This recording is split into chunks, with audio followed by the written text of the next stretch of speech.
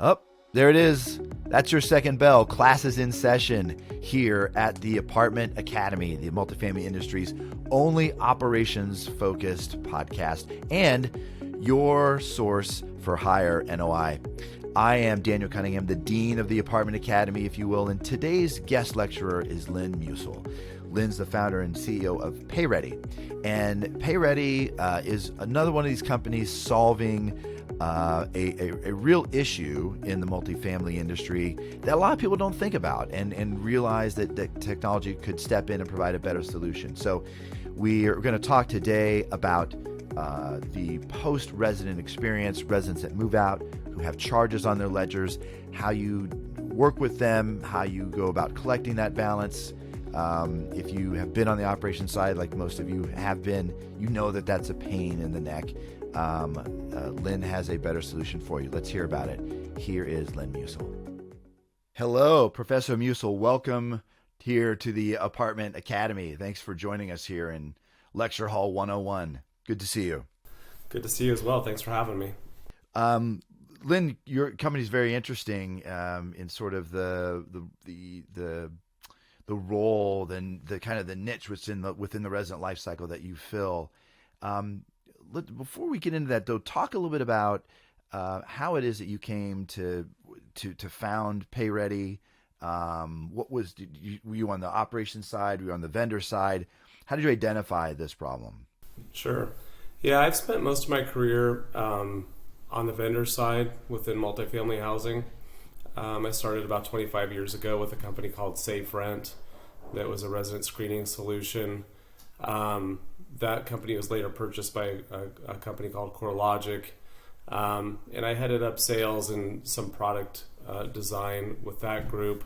And then I went to a company called Onsite Manager that was involved in screening as well, but also was the first company to bring online leasing to multifamily housing. And then subsequently that company was sold. And I'd always wanted to start my own business in multifamily housing. I didn't really have a preconceived notion as to what that would be. I literally just went and talked to some of my clients and asked them what part of the resident life cycle had not been addressed with technology and needed some tools and cleanup. And so the feedback that I got in those discussions was that there was a lot of attention being paid to resident acquisition, resident management, but there was a pretty big void in terms of communication and management of post-residency communication, ledger cleanup, accounts receivable, everything really post-residency. So that was the start of the idea. And so as a result, what is it that PayReady does to address that? Yeah, so we are an accounts receivable CRM system and payment portal post-residency. So what happens is when a resident moves out, when their status is changed, moved out within the property management system, all of that resident information, their ledger details, their documents are all imported into the PayReady platform. And the PayReady system at that point takes over. So there's a portal created for the resident. The ledger is reconciled against any kind of, say, deposit alternative or renter's insurance that needs to be applied to the ledger. Oftentimes we are the final ledger of record that's provided to the resident.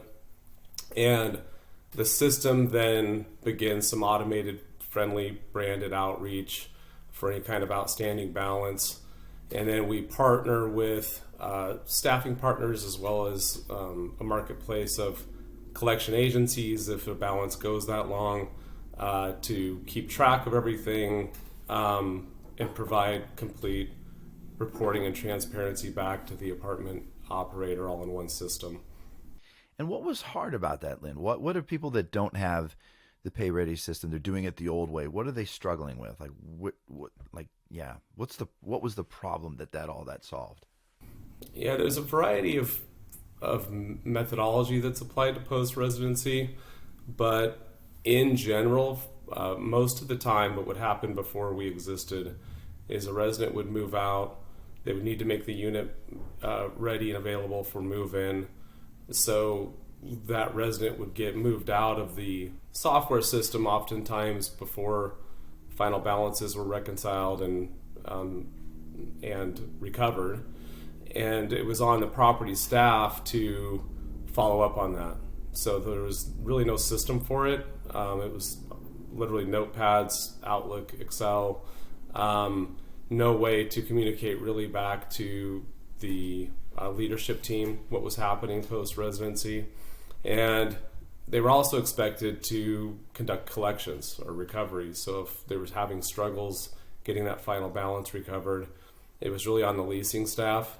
And they're not really trained for that, nor is it their best, favorite thing to do, or are they incentivized to do that? So oftentimes in that most crucial window of time when you'd be most successful in cleaning up that ledger, the communication is non-existent, and then if there's still a balance owed, eventually it gets sent to a collection agency. And there would be times where the resident's first interaction post move out would be with a collection agency, and they may not even know that they had a balance due in some cases. So there is really a big gray area at the most critical time, both to recover any kind of balance due, but also to leave a last impression with the resident and protect your brand. So there are a lot of things that were just, ignored and messy. So let's talk about if you've got any insights into this, I'd love to hear insights into the kind of the economic ramifications of running a property in that kind of scenario. Like, what can you expect to collect if you've got leasing agents that are expected to call? Like, what % of tenant ledger charges remain uncollected, or how much longer do they take, or what % don't get collected at all? Like, are there any kind of economic factors you can share with us that should wake people up if they're still doing things the old way? Sure. What we're finding is upwards of 60% of people leave owing something. Oftentimes it's small and it's minor once that ledger is reconciled and the deposit, insurance or bonds are applied or renter's insurance is applied.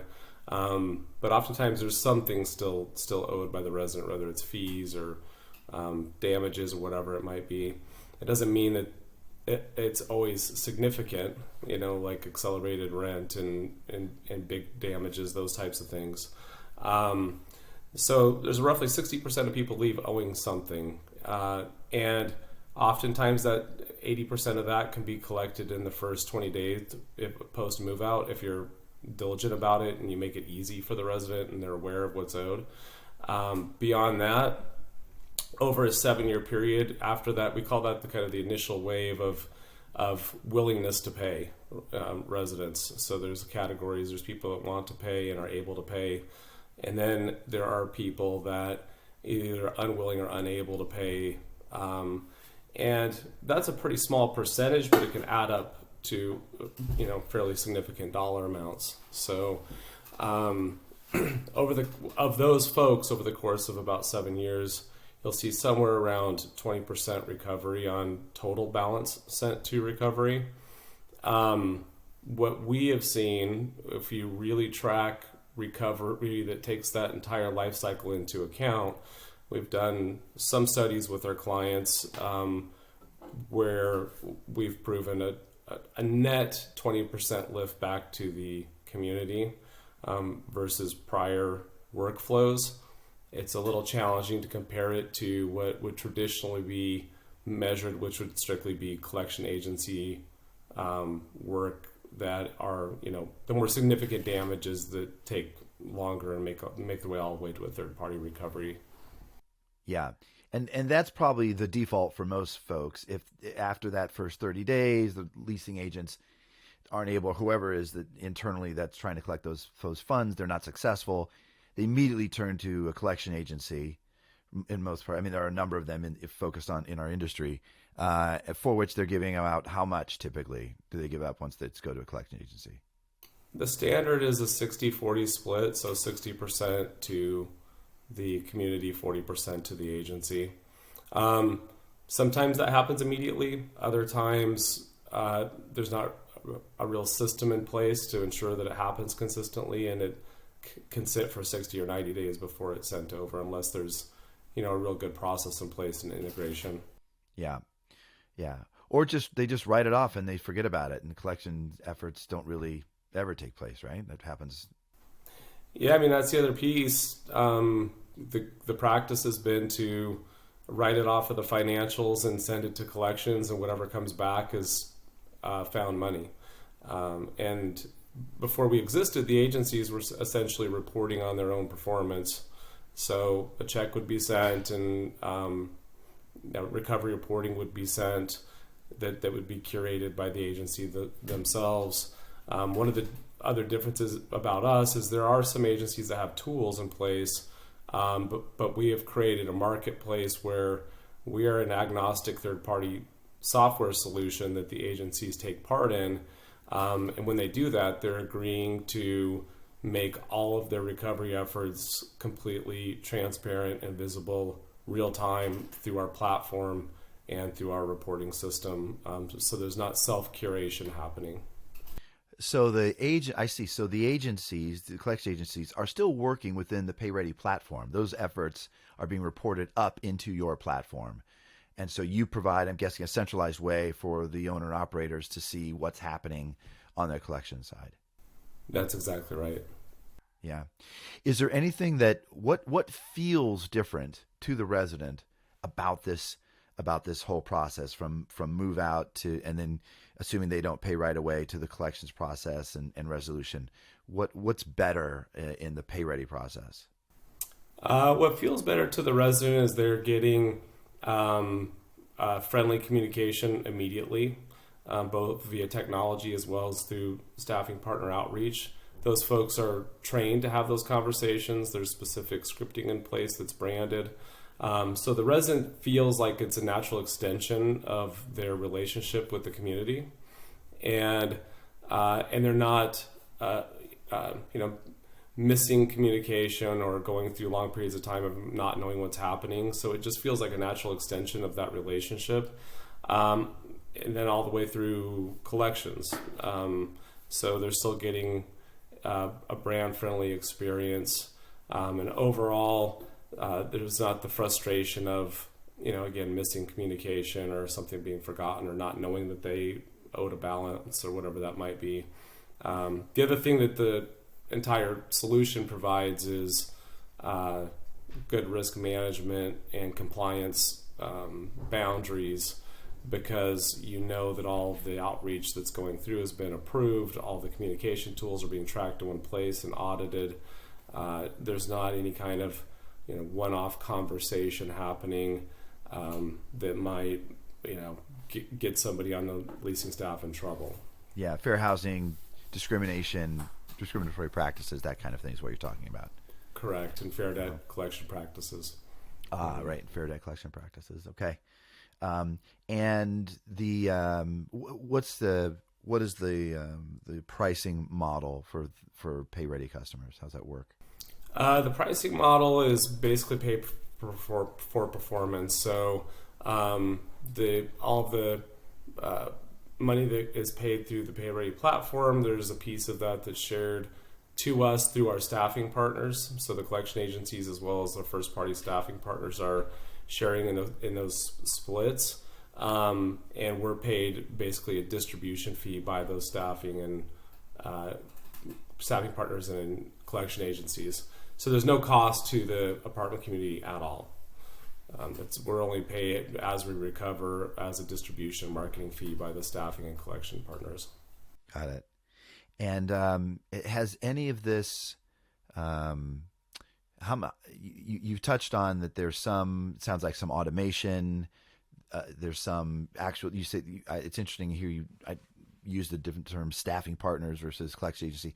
I guess the staffing partners are folks that are just really making phone calls on your behalf. They're not really collection agents, and then it gets handed over to a formal collections agency. Is that kind of the delineation?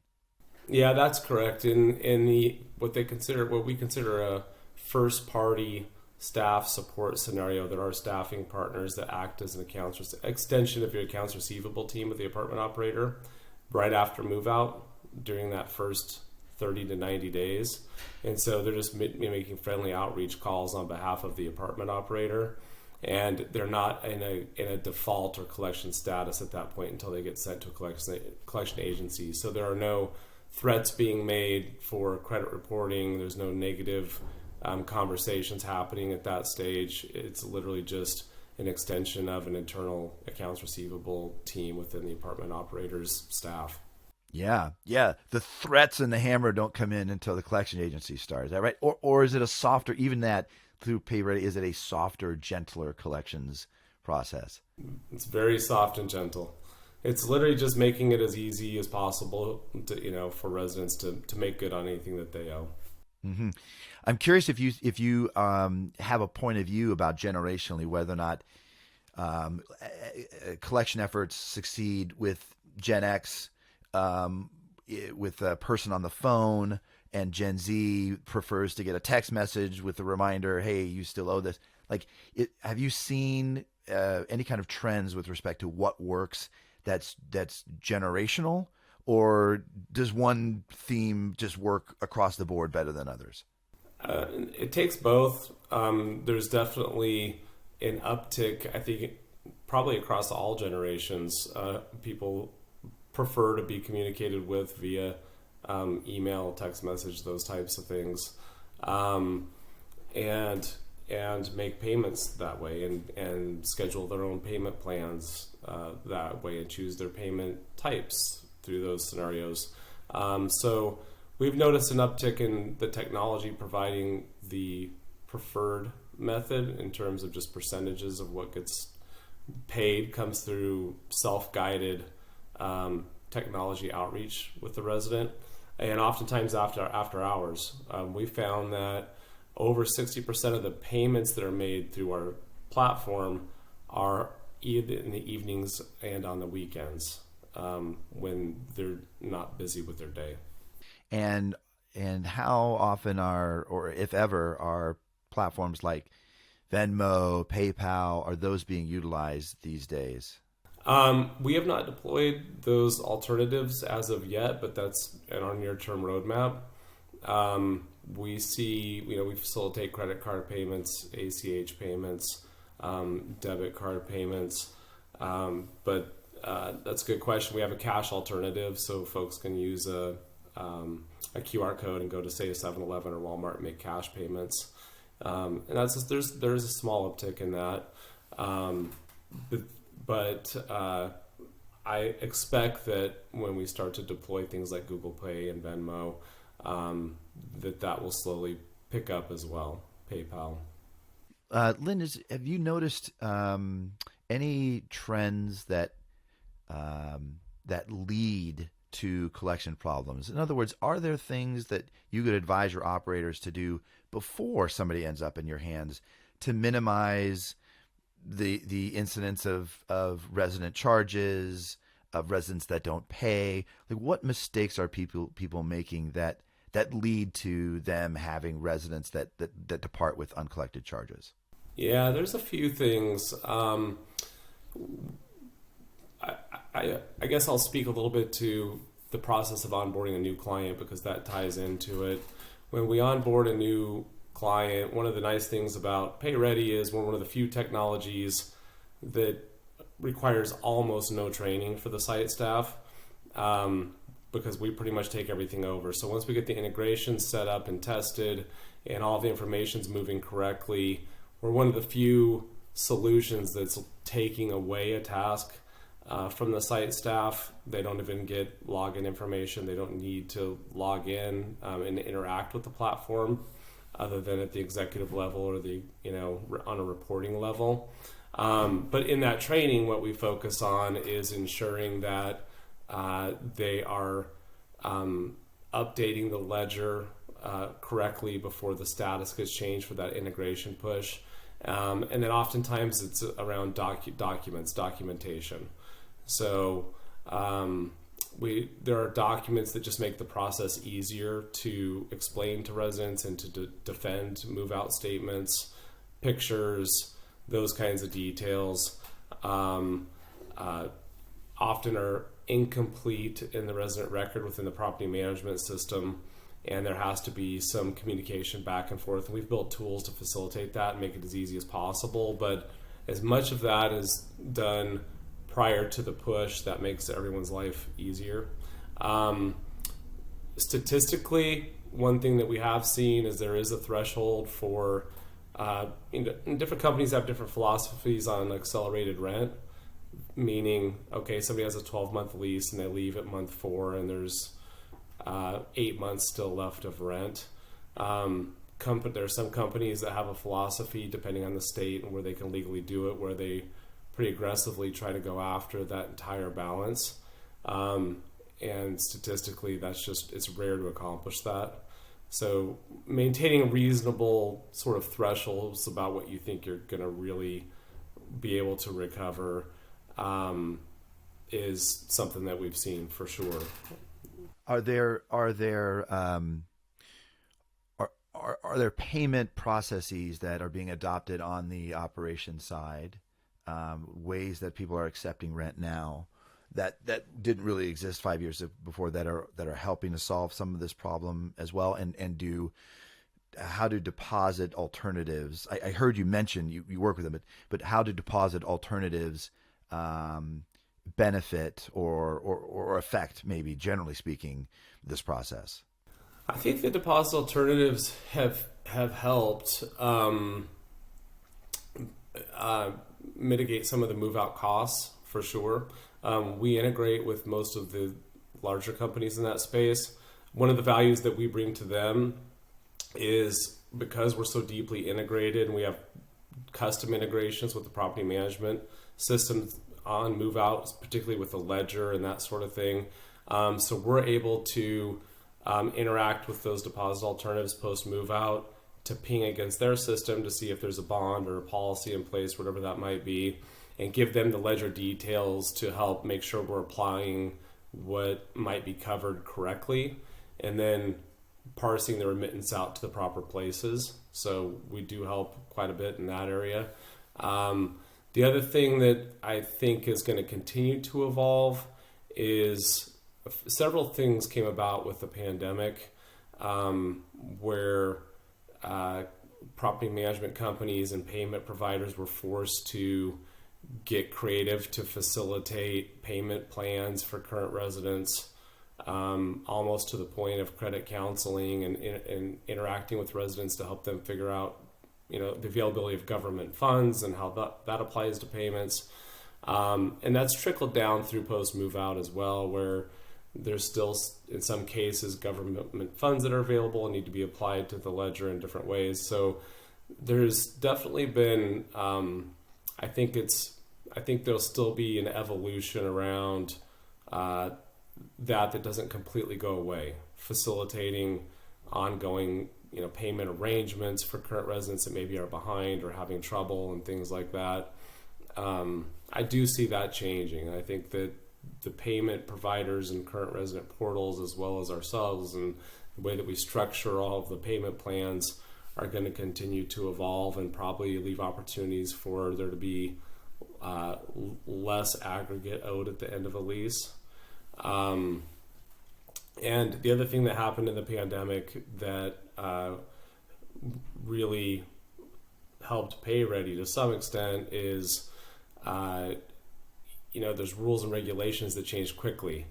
So we were the only platform post-residency that was able to help companies comply with all of these changes that were happening fast. So for example, if a state were to say, oh, there's a collection moratorium, you can't collect on these files indefinitely, whatever that might be, because we have a system that has everything captured in one place, we could literally overnight enact that threshold and put everything on hold. Whereas before, if it's a manual process scattered about through collection agencies, you weren't ensured that you're going to be able to react quickly and adhere to those rule changes and policy changes. Yeah, I can imagine that PayReady must have felt like a real superhero at that moment. Right place, right time.